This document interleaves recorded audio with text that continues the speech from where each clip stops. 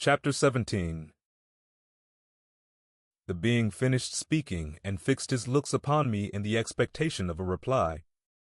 But I was bewildered, perplexed, and unable to arrange my ideas sufficiently to understand the full extent of his proposition. He continued, "You must create a female for me with whom I can live in the interchange of those sympathies necessary for my being. This you alone can do, and I demand it of you as a right which you must not refuse to concede." The latter part of his tale had kindled anew in me the anger that had died away while he narrated his peaceful life among the cottagers, and as he said this I could no longer suppress the rage that burned within me. "I do refuse it," I replied, "and no torture shall ever extort a consent from me. You may render me the most miserable of men, but you shall never make me base in my own eyes. Shall I create another like yourself, whose joint wickedness might desolate the world? Begone! I have answered you. You may torture me, but I will never consent." "You are in the wrong," replied the fiend, "and instead of threatening, I am content to reason with you. I am malicious because I am miserable. Am I not shunned and hated by all mankind? You, my creator, would tear me to pieces in triumph. Remember that, and tell me why I should pity man more than he pities me. You would not call it murder if you could precipitate me into one of those ice rifts and destroy my frame, the work of your own hands. Shall I respect man when he condemns me? Let him live with me in the interchange of kindness, and instead of injury I would bestow every benefit upon him with tears of gratitude at his acceptance. But that cannot be. The human senses are insurmountable barriers to our union. Yet mine shall not be the submission of abject slavery. I will revenge my injuries. If I cannot inspire love, I will cause fear, and chiefly towards you, my archenemy, because my creator, do I swear inextinguishable hatred. Have a care, I will work at your destruction, nor finish until I desolate your heart, so that you shall curse the hour of your birth." A fiendish rage animated him as he said this. His face was wrinkled into contortions too horrible for human eyes to behold. But presently he calmed himself and proceeded. "I intended to reason. This passion is detrimental to me, for you do not reflect that you are the cause of its excess. If any being felt emotions of benevolence towards me, I should return them 100 and 100-fold. For that one creature's sake I would make peace with the whole kind. But I now indulge in dreams of bliss that cannot be realized. What I ask of you is reasonable and moderate. I demand a creature of another sex, but as hideous as myself. The gratification is small, but it is all that I can receive, and it shall content me. It is true, we shall be monsters, cut off from all the world, but on that account we shall be more attached to one another. Our lives will not be happy, but they will be harmless and free from the misery I now feel. My Creator, make me happy. Let me feel gratitude towards you for one benefit. Let me see that I excite the sympathy of some existing thing. Do not deny me my request." I was moved. I shuddered when I thought of the possible consequences of my consent, but I felt that there was some justice in his argument. His tale and the feelings he now expressed proved him to be a creature of fine sensations, and did I not as his maker owe him all the portion of happiness that it was in my power to bestow? He saw my change of feeling and continued, "If you consent, neither you nor any other human being shall ever see us again. I will go to the vast wilds of South America. My food is not that of man. I do not destroy the lamb and the kid to glut my appetite. Acorns and berries afford me sufficient nourishment. My companion will be of the same nature as myself and will be content with the same fare. We shall make our bed of dried leaves. The sun will shine on us as on man and will ripen our food. The picture I present to you is peaceful and human, and you must feel that you could deny it only in the wantonness of power and cruelty. Pitiless as you have been towards me, I now see compassion in your eyes. Let me seize the favorable moment and persuade you to promise what I so ardently desire." "You propose," replied I, "to fly from the habitations of man, to dwell in those wilds where the beasts of the field will be your only companions. How can you, who long for the love and sympathy of man, persevere in this exile?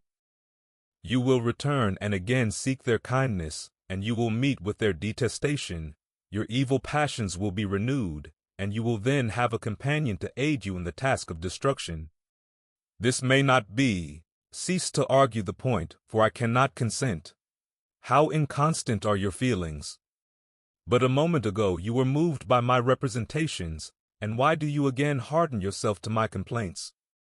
I swear to you, by the earth which I inhabit, and by you that made me, that with the companion you bestow, I will quit the neighborhood of man and dwell, as it may chance, in the most savage of places. My evil passions will have fled, for I shall meet with sympathy. My life will flow quietly away, and in my dying moments I shall not curse my Maker. His words had a strange effect upon me. I compassionated him and sometimes felt a wish to console him, but when I looked upon him, when I saw the filthy mass that moved and talked, my heart sickened, and my feelings were altered to those of horror and hatred. I tried to stifle these sensations. I thought that as I could not sympathize with him, I had no right to withhold from him the small portion of happiness which was yet in my power to bestow. You swear, I said, to be harmless, but have you not already shown a degree of malice that should reasonably make me distrust you? May not even this be a feint that will increase your triumph by affording a wider scope for your revenge? How is this? I must not be trifled with, and I demand an answer. If I have no ties and no affections, hatred and vice must be my portion. The love of another will destroy the cause of my crimes, and I shall become a thing of whose existence everyone will be ignorant. My vices are the children of a forced solitude that I abhor, and my virtues will necessarily arise when I live in communion with an equal. I shall feel the affections of a sensitive being and become linked to the chain of existence and events from which I am now excluded. I paused some time to reflect on all he had related and the various arguments which he had employed. I thought of the promise of virtues which he had displayed on the opening of his existence, and the subsequent blight of all kindly feeling by the loathing and scorn which his protectors had manifested towards him. His power and threats were not omitted in my calculations. A creature who could exist in the ice caves of the glaciers and hide himself from pursuit among the ridges of inaccessible precipices was a being possessing faculties it would be vain to cope with. After a long pause of reflection, I concluded that the justice due both to him and my fellow creatures demanded of me that I should comply with his request. Turning to him, therefore, I said, I consent to your demand, on your solemn oath to quit Europe forever, and every other place in the neighborhood of man, as soon as I shall deliver into your hands a female who will accompany you in your exile. I swear, he cried, by the sun, and by the blue sky of heaven, and by the fire of love that burns my heart, that if you grant my prayer, while they exist, you shall never behold me again. Depart to your home and commence your labors. I shall watch their progress with unutterable anxiety, and fear not but that when you are ready I shall appear.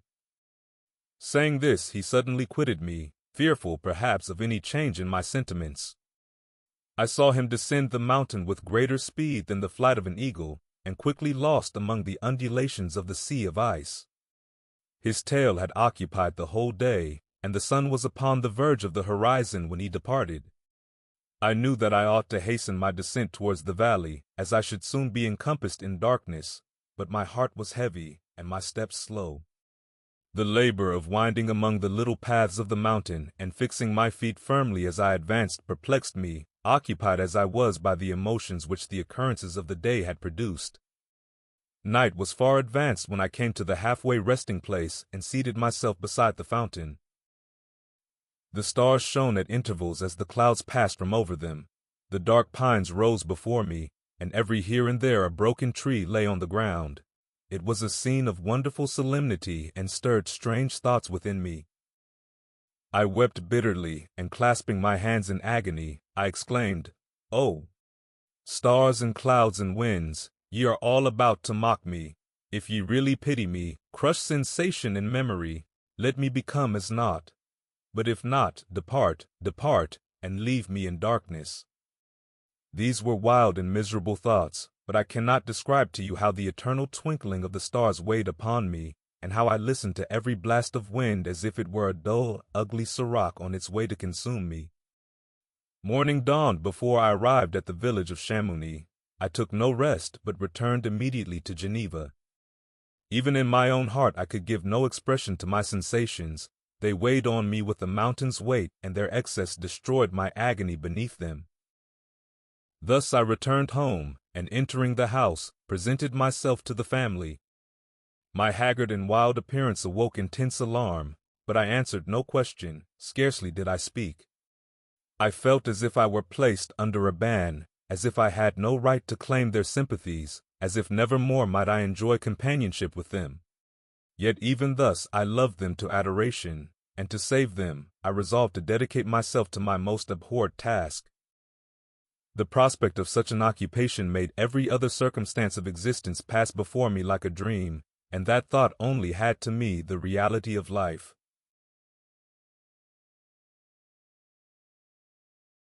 Chapter 18. Day after day, week after week, passed away on my return to Geneva, and I could not collect the courage to recommence my work. I feared the vengeance of the disappointed fiend, yet I was unable to overcome my repugnance to the task which was enjoined me. I found that I could not compose a female without again devoting several months to profound study and laborious disquisition.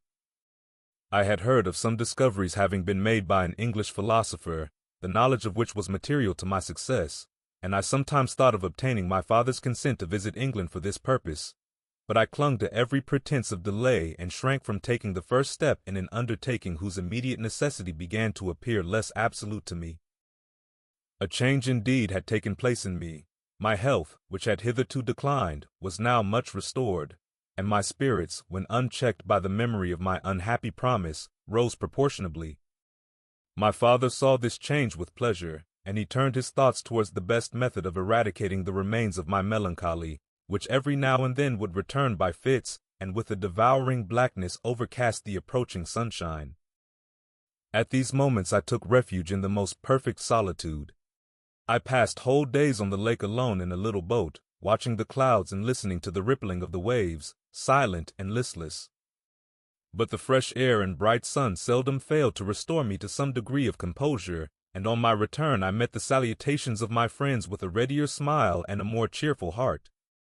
It was after my return from one of these rambles that my father, calling me aside, thus addressed me: "I am happy to remark, my dear son, that you have resumed your former pleasures and seem to be returning to yourself. And yet you are still unhappy and still avoid our society. For some time I was lost in conjecture as to the cause of this, but yesterday an idea struck me, and if it is well founded, I conjure you to avow it. Reserve on such a point would be not only useless, but draw down treble misery on us all." I trembled violently at his exordium, and my father continued: "I confess, my son, that I have always looked forward to your marriage with our dear Elizabeth as the tie of our domestic comfort and the stay of my declining years. You were attached to each other from your earliest infancy. You studied together, and appeared in dispositions and tastes entirely suited to one another. But so blind is the experience of man that what I conceived to be the best assistance to my plan may have entirely destroyed it. You, perhaps, regard her as your sister, without any wish that she might become your wife. Nay, you may have met with another whom you may love, and considering yourself as bound in honor to Elizabeth, this struggle may occasion the poignant misery which you appear to feel. My dear father, reassure yourself. I love my cousin tenderly and sincerely. I never saw any woman who excited, as Elizabeth does, my warmest admiration and affection. My future hopes and prospects are entirely bound up in the expectation of our union. The expression of your sentiments of this subject, my dear Victor, gives me more pleasure than I have for some time experienced. If you feel thus, we shall assuredly be happy, however present events may cast a gloom over us. But it is this gloom which appears to have taken so strong a hold of your mind that I wish to dissipate. Tell me, therefore, whether you object to an immediate solemnization of the marriage. We have been unfortunate, and recent events have drawn us from that everyday tranquillity befitting my years and infirmities. You are younger, yet I do not suppose, possessed as you are of a competent fortune, that an early marriage would at all interfere with any future plans of honor and utility that you may have formed. Do not suppose, however, that I wish to dictate happiness to you or that a delay on your part would cause me any serious uneasiness. Interpret my words with candor and answer me, I conjure you, with confidence and sincerity." I listened to my father in silence and remained for some time incapable of offering any reply. I revolved rapidly in my mind a multitude of thoughts and endeavored to arrive at some conclusion. Alas! To me the idea of an immediate union with my Elizabeth was one of horror and dismay. I was bound by a solemn promise which I had not yet fulfilled and dared not break, or if I did, what manifold miseries might not impend over me and my devoted family. Could I enter into a festival with this deadly weight yet hanging round my neck and bowing me to the ground? I must perform my engagement and let the monster depart with his mate before I allowed myself to enjoy the delight of a union from which I expected peace. I remembered also the necessity imposed upon me of either journeying to England or entering into a long correspondence with those philosophers of that country whose knowledge and discoveries were of indispensable use to me in my present undertaking. The latter method of obtaining the desired intelligence was dilatory and unsatisfactory. Besides, I had an insurmountable aversion to the idea of engaging myself in my loathsome task in my father's house while in habits of familiar intercourse with those I loved. I knew that 1,000 fearful accidents might occur, the slightest of which would disclose a tale to thrill all connected with me with horror. I was aware also that I should often lose all self-command, all capacity of hiding the harrowing sensations that would possess me during the progress of my unearthly occupation. I must absent myself from all I loved while thus employed. Once commenced, it would quickly be achieved, and I might be restored to my family in peace and happiness. My promise fulfilled, the monster would depart forever. Or, so my fond fancy imaged, some accident might meanwhile occur to destroy him and put an end to my slavery forever. These feelings dictated my answer to my father. I expressed a wish to visit England, but concealing the true reasons of this request, I clothed my desires under a guise which excited no suspicion, while I urged my desire with an earnestness that easily induced my father to comply. After so long a period of an absorbing melancholy that resembled madness in its intensity and effects, he was glad to find that I was capable of taking pleasure in the idea of such a journey, and he hoped that change of scene and varied amusement would, before my return, have restored me entirely to myself. The duration of my absence was left to my own choice. A few months, or at most a year, was the period contemplated. One paternal kind precaution he had taken to ensure my having a companion. Without previously communicating with me, he had, in concert with Elizabeth, arranged that Clerval should join me at Strasbourg. This interfered with the solitude I coveted for the prosecution of my task, yet at the commencement of my journey the presence of my friend could in no way be an impediment, and truly I rejoiced that thus I should be saved many hours of lonely, maddening reflection. Nay, Henry might stand between me and the intrusion of my foe. If I were alone, would he not at times force his abhorred presence on me to remind me of my task or to contemplate its progress? To England, therefore, I was bound, and it was understood that my union with Elizabeth should take place immediately on my return. My father's age rendered him extremely averse to delay. For myself, there was one reward I promised myself for my detested toils, one consolation for my unparalleled sufferings. It was the prospect of that day when, enfranchised from my miserable slavery, I might claim Elizabeth and forget the past in my union with her.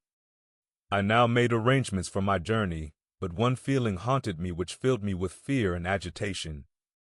During my absence I should leave my friends unconscious of the existence of their enemy and unprotected from his attacks, exasperated as he might be by my departure. But he had promised to follow me wherever I might go, and would he not accompany me to England? This imagination was dreadful in itself, but soothing inasmuch as it supposed the safety of my friends. I was agonized with the idea of the possibility that the reverse of this might happen. But through the whole period during which I was the slave of my creature, I allowed myself to be governed by the impulses of the moment, and my present sensation strongly intimated that the fiend would follow me and exempt my family from the danger of his machinations. It was in the latter end of September that I again quitted my native country. My journey had been my own suggestion, and Elizabeth therefore acquiesced, but she was filled with disquiet at the idea of my suffering, away from her, the inroads of misery and grief. It had been her care which provided me a companion in Clerval, and yet a man is blind to 1,000 minute circumstances which call forth a woman's sedulous attention. She longed to bid me hasten my return. 1,000 conflicting emotions rendered her mute as she bade me a tearful, silent farewell. I threw myself into the carriage that was to convey me away, hardly knowing whither I was going, and careless of what was passing around. I remembered only, and it was with a bitter anguish that I reflected on it, to order that my chemical instruments should be packed to go with me. Filled with dreary imaginations, I passed through many beautiful and majestic scenes, but my eyes were fixed and unobserving. I could only think of the bourne of my travels and the work which was to occupy me whilst they endured. After some days spent in listless indolence, during which I traversed many leagues, I arrived at Strasbourg, where I waited 2 days for Clerval. He came. Alas, how great was the contrast between us! He was alive to every new scene, joyful when he saw the beauties of the setting sun, and more happy when he beheld it rise and recommence a new day. He pointed out to me the shifting colors of the landscape and the appearances of the sky. "This is what it is to live," he cried. "Now I enjoy existence." "But you, my dear Frankenstein, wherefore are you desponding and sorrowful?" In truth, I was occupied by gloomy thoughts, and neither saw the descent of the evening star, nor the golden sunrise reflected in the Rhine. "And you, my friend, would be far more amused with the journal of Clerval, who observed the scenery with an eye of feeling and delight, than in listening to my reflections. I, a miserable wretch, haunted by a curse that shut up every avenue to enjoyment. We had agreed to descend the Rhine in a boat from Strasbourg to Rotterdam, whence we might take shipping for London. During this voyage we passed many willowy islands and saw several beautiful towns. We stayed a day at Mannheim, and on the 5th from our departure from Strasbourg, arrived at Mainz. The course of the Rhine below Mainz becomes much more picturesque. The river descends rapidly and winds between hills, not high, but steep, and of beautiful forms. We saw many ruined castles standing on the edges of precipices, surrounded by black woods, high and inaccessible. This part of the Rhine, indeed, presents a singularly variegated landscape. In one spot you view rugged hills, ruined castles overlooking tremendous precipices, with the dark Rhine rushing beneath, and on the sudden turn of a promontory, flourishing vineyards with green sloping banks and a meandering river and populous towns occupy the scene. We traveled at the time of the vintage, and heard the song of the laborers as we glided down the stream. Even I, depressed in mind, and my spirits continually agitated by gloomy feelings, even I was pleased. I lay at the bottom of the boat, and as I gazed on the cloudless blue sky, I seemed to drink in a tranquillity to which I had long been a stranger. And if these were my sensations, who can describe those of Henry? He felt as if he had been transported to fairyland, and enjoyed a happiness seldom tasted by man. "I have seen," he said, "the most beautiful scenes of my own country. I have visited the lakes of Lucerne and Uri, where the snowy mountains descend almost perpendicularly to the water, casting black and impenetrable shades, which would cause a gloomy and mournful appearance were it not for the most verdant islands that relieve the eye by their gay appearance. I have seen this lake agitated by a tempest, when the wind tore up whirlwinds of water and gave you an idea of what the waterspout must be on the great ocean, and the waves dash with fury the base of the mountain, where the priest and his mistress were overwhelmed by an avalanche, and where their dying voices are still said to be heard amid the pauses of the nightly wind. I have seen the mountains of La Valle, and the Pays de Vaud, but this country, Victor, pleases me more than all those wonders. The mountains of Switzerland are more majestic and strange, but there is a charm in the banks of this divine river that I never before saw equaled.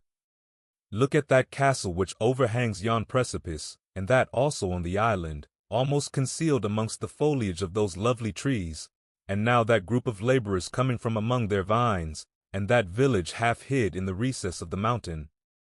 Oh, surely the spirit that inhabits and guards this place has a soul more in harmony with man than those who pile the glacier or retire to the inaccessible peaks of the mountains of our own country. Clerval, beloved friend, even now it delights me to record your words and to dwell on the praise of which you are so eminently deserving. He was a being formed in the very poetry of nature. His wild and enthusiastic imagination was chastened by the sensibility of his heart. His soul overflowed with ardent affections, and his friendship was of that devoted and wondrous nature that the worldly minded teach us to look for only in the imagination. But even human sympathies were not sufficient to satisfy his eager mind. The scenery of external nature, which others regard only with admiration, he loved with ardor. The sounding cataract haunted him like a passion, the tall rock, the mountain, and the deep and gloomy wood. Their colors and their forms were then to him an appetite, a feeling, and a love that had no need of a remoter charm, by thought supplied, or any interest, unborrowed from the eye, Wordsworth's Tintern Abbey. And where does he now exist? Is this gentle and lovely being lost forever? Has this mind, so replete with ideas, imaginations fanciful and magnificent, which formed a world whose existence depended on the life of its creator, has this mind perished? Does it now only exist in my memory? No, it is not thus. Your form so divinely wrought and beaming with beauty has decayed, but your spirit still visits and consoles your unhappy friend. Pardon this gush of sorrow. These ineffectual words are but a slight tribute to the unexampled worth of Henry, but they soothe my heart, overflowing with the anguish which his remembrance creates. I will proceed with my tale. Beyond Cologne we descended to the plains of Holland, and we resolved to post the remainder of our way, for the wind was contrary and the stream of the river was too gentle to aid us. Our journey here lost the interest arising from beautiful scenery, but we arrived in a few days at Rotterdam, whence we proceeded by sea to England. It was on a clear morning in the latter days of December that I first saw the white cliffs of Britain. The banks of the Thames presented a new scene. They were flat but fertile, and almost every town was marked by the remembrance of some story. We saw Tilbury Fort and remembered the Spanish Armada, Gravesend, Woolwich, and Greenwich, places which I had heard of even in my country. At length we saw the numerous steeples of London, St. Paul's towering above all, and the tower famed in English history.